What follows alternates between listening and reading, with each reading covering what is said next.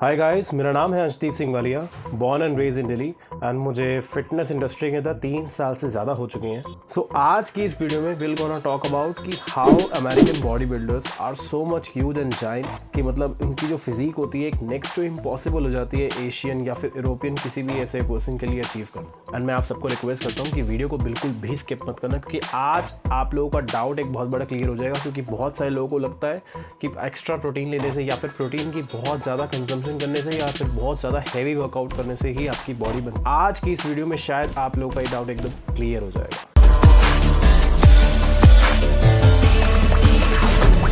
Understand it, I'm a fucking bandit. Understand it, I'm a fucking bandit. Understand it, I'm a fucking bandit. Understand it, I'm a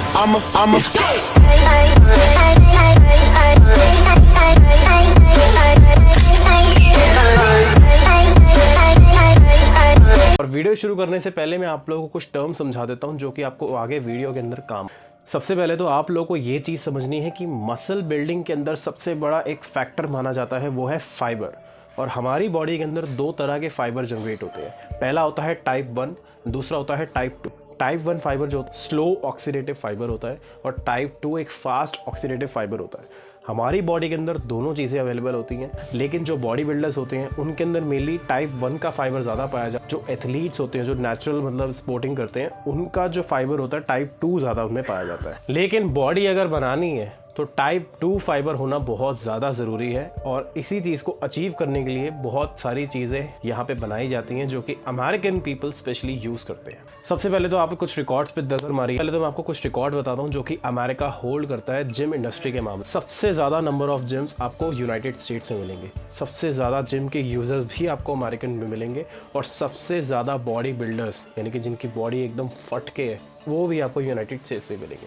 तो ऐसा क्या है United states में कि मतलब वहीं पे सारा कुछ हो रहा है, वहीं पे पूरी इंडस्ट्री ग्रो हो रही है और वहीं पे सारे बॉडी बिल्डर निकल रहे हैं। आज की इस वीडियो में बताता हूँ। आपको ये चीज़ समझनी है कि body building and healthy fit रहने में बहुत एक बड़ा फ़र्क है। आप अगर कोई भी शख्स देखते हैं जो कि मसल का बहुत ज़्यादा मतलब ग्रोथ हो रखा है एंड एवरीथिंग, जिम से भी बाहर आ रहा है, बॉडी टी शर्ट एकदम फट रहा है, इसका ये मतलब नहीं है कि वो अंदर से फिट है। इसका ये मतलब है कि उसके मसल्स बहुत ज़्यादा बड़े हैं। इन दोनों में एक बहुत बड़ा डिफरेंस है। एंड ये सब चीज़ें मैं इसलिए बता रहा हूँ ताकि आपका एक बहुत बड़ा मिथ या फिर एक बहुत बड़ा डाउट क्लियर हो जाए कि बॉडी बिल्डिंग और हेल्दी फिट रहने में ज़मीन आसमान का फ़र्क है। हेल्दी फिट रहने का मतलब है आप रोज़ खाते हो, रोज़ सोते हो, रोज़ नहाते हो, ये एक हेल्दी फिट का चीज़ हो गया। लेकिन अगर आप बॉडी बिल्डिंग की बात करें so it's a different thing. Company है ब्लूमबर्ग के नाम से, जिन्होंने एक सर्वे कंडक्ट करा था 2019 में हेल्दीएस्ट कंट्री के लिए, और सबसे पहले यहाँ पे नंबर आता है पहला स्पेन का, दूसरा इटली का, तीसरा आइसलैंड का, चौथा जापान का, 5वां स्विट्जरलैंड का। ऐसे ही करते करते 10th नंबर तक आते हैं। एंड 10th नंबर के जो पोजीशन होल्डर है वो इजराइल है। मतलब आप ये देख सकते हैं कि टॉप 10 जो हेल्दीएस्ट कंट्रीज़ हैं उनके अंदर अमेरिका का नाम है भी नहीं, लेकिन सबसे ज़्यादा बॉडी बिल्डर्स अमेरिका से निकलते हैं। तो इन सारे डेटा से आपको एक चीज़ तो बिल्कुल क्लियर हो जानी चाहिए कि body building and healthy fit रहना दो एक अलग अलग स्पोर्ट्स हैं।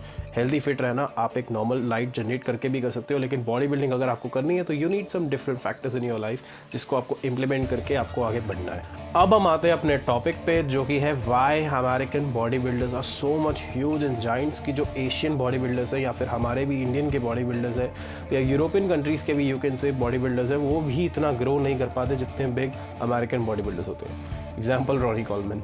सो गाइस, जो अमेरिका के बॉडी बिल्डर्स का जो राज है ना, वो 4 फैक्टर्स पे बटा हुआ है। सबसे पहला तो वहाँ पे आता है डाइट का फैक्टर।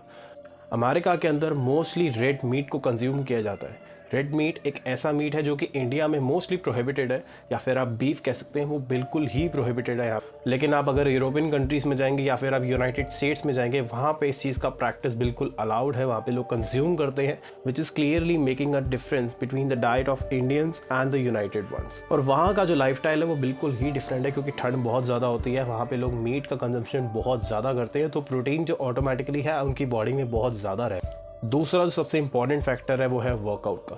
वर्कआउट इंडिया से ज़्यादा बेटर यूनाइटेड स्टेट्स वाले करते हैं, जिसमें कोई दो राहें नहीं है, क्योंकि यूनाइटेड स्टेट्स वाले जैसे भी हैं वो अपने वर्कआउट के अंदर बिल्कुल भी कॉम्प्रोमाइज़ नहीं करते। अगर हम पिछले 1980s से लेके अब तक कोई भी रिकॉर्ड देखें वर्कआउट की, कोई भी अगर हम उनकी वीडियो उठा लें तो वो लोग वर्कआउट बहुत तगड़ा करते हैं। यहीं पे इंडियन लोग, बहुत सारे लोग यहाँ पे चीट कर जाते हैं, बहुत सारे लोग यहाँ पे देखते हैं कि बस फटाफट हो जाए, और जो कि बहुत ही गलत बात है।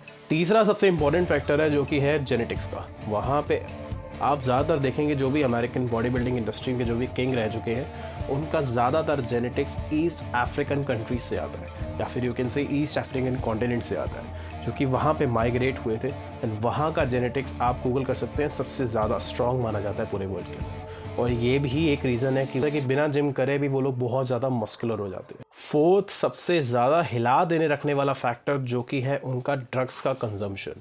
अपनी परफॉर्मेंस को बढ़ाने के लिए, हाइपरट्रॉफी को इंक्रीज़ करने के लिए मसल की, वो लोग ड्रग्स का यूज़ करते हैं या फिर एनाबॉलिक स्टेरॉइड्स का यूज़ करते हैं, जिससे कि उनकी मसल जो है बहुत ज़्यादा बड़ी हो जाती है, बहुत ज़्यादा बिग दिखती है। और उससे होता क्या है कि उनका जो प्री हार्मोन्स होते हैं वो बहुत ज़्यादा बढ़ जाता है, यानी कि मसल की जो ग्रोथ है वो 10x हो जाती है, 20x हो जाती है।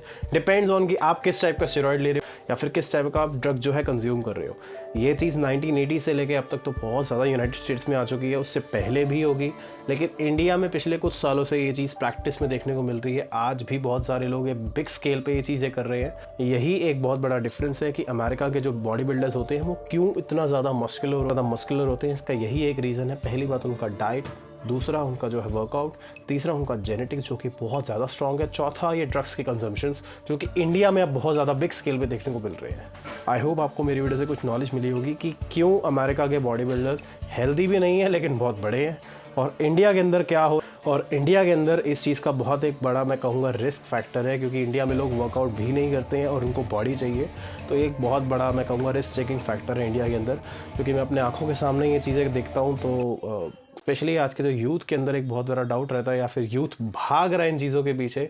एक बार उन लोगों को पता लग जाए कि क्या होता है एक्चुअली में, व्हाट इज़ इट जो हिट कर रही है आज के टाइम पे लोगों को, लेकिन लोग उसको देख नहीं रहे हैं।